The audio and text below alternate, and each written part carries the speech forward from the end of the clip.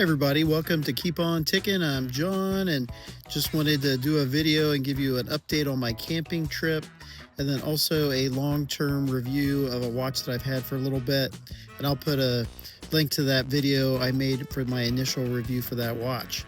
So as you know, last week I went camping over the weekend.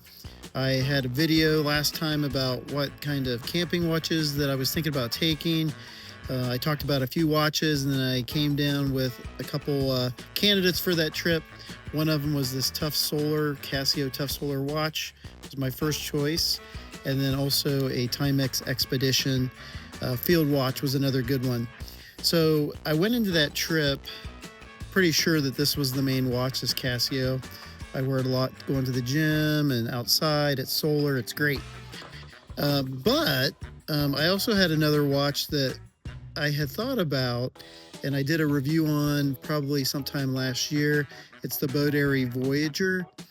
That watch, due to comfort, was kind of out of the running. That watch comes with a stock NATO strap that looks nice, but it's not very comfortable, kind of rough. I did read later that some people said that after you break it in, it gets better, but maybe I just need to try it some more, and I may be willing to try that. But in the meantime, I was on the fence with the Boderry Voyager. It crossed my mind about swapping out, the bracelet, the strap. So I did try multiple different bands on it. I've tried a different NATO band that I had that didn't look as good as I thought. I tried a rubber strap that didn't look very good. There's a lot of space between the lugs. It's like a 22 millimeter lug width, and then it's hard to get something to match. So I did try it on a bunt strap, and that was probably the best fit for that. I'll try to throw a picture of that in this video. But it did look okay with the bunt strap, but I still wasn't sold on it. So, I thought, man, should I just get rid of this watch? It was on the fence to be sold. And I thought, well, I've seen pictures on social media like Watch Crunch with people that love the watch, and they always had it on the bracelet. So I thought, let's go ahead and buy the bracelet. It was like $40 directly from Boderry. So I got that last week, a few days before my camping trip. I had it sized, and then once I put it on, I really liked it. So here is the watch with the bracelet that comes on the Voyager. I really like the way that looked when I had it sized, and then I also like the feel of it. And so I thought, this would be a great weekend to try this out. So I ended up taking it with me to my camping trip. I took this one, and then I just ended up taking my Tough Solar as a backup. But you know what? I wore this all weekend and never really took it off much. And I didn't even break out the Tough Solar from Casio. This watch was great. It was so light and comfortable. I didn't realize that I had it on most of the time. It was even a little bit loose, maybe a little bit looser than I normally would prefer a bracelet, but it didn't bother me at all. It was so comfortable that I wore this late at night, and then I went to bed in my tent one night, and I never sleep with watches, never. But I woke up in the middle of the night because it was so cold. But I woke up in the middle of the night and I had my watch on, and I'm like, wow, I've never done that where I didn't realize that I was wearing a watch to bed. But it was so comfortable. If I wouldn't have woke up because it was cold, I would have slept all night with it and not even thought about it.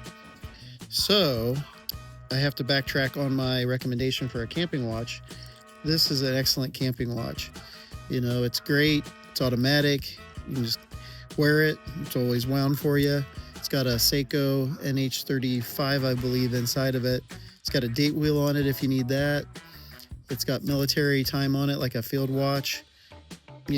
Great. Comfortable. So lightweight. Sapphire crystal on the front.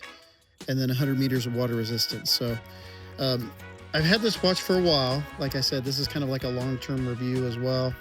And I have to say that if you're going to get this Voyager, definitely get it on the stock bracelet. It's worth the extra cost that it would be with the stock bracelet.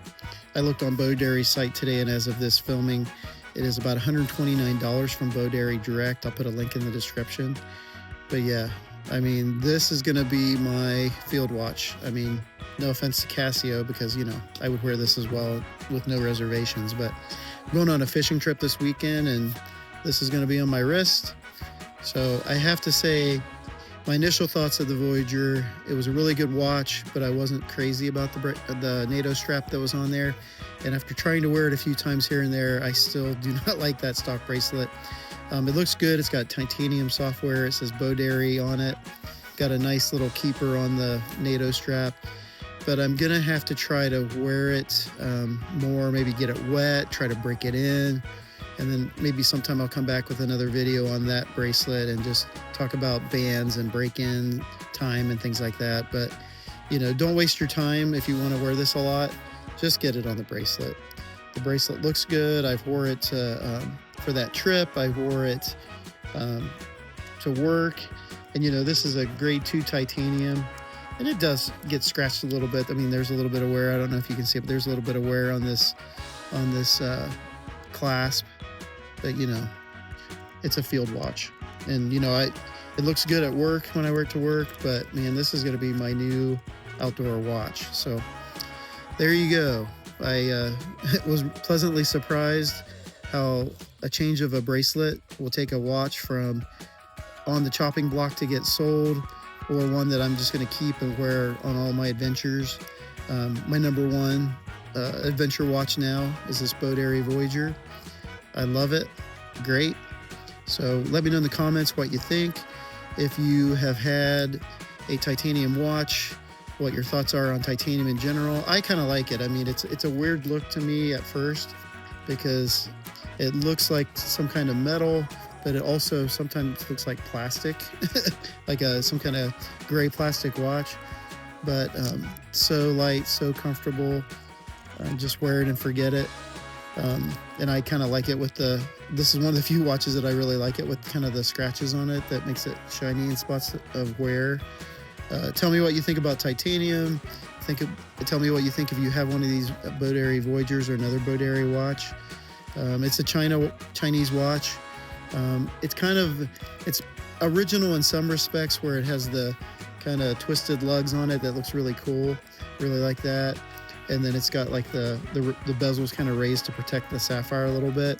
There's a couple other differences on the dial, but it is kind of a homage of a Bertucci American-made watch. But the specs for this one is so much better, unfortunately, than the Bertucci, which is an American brand. And I want to like them too, and I'm sure they're good watches too. But hopefully they'll kind of up their specs, because they do have this design. It's probably their original design. But yeah, I'm thumbs up for this one. But let me know your thoughts in the comments. If you thought of a camping watch that you like as well as I like this one, let me know in the comments. And then remember to like and subscribe. Take care. Have a great day. Hope it's sunny and nice where you guys are. God bless.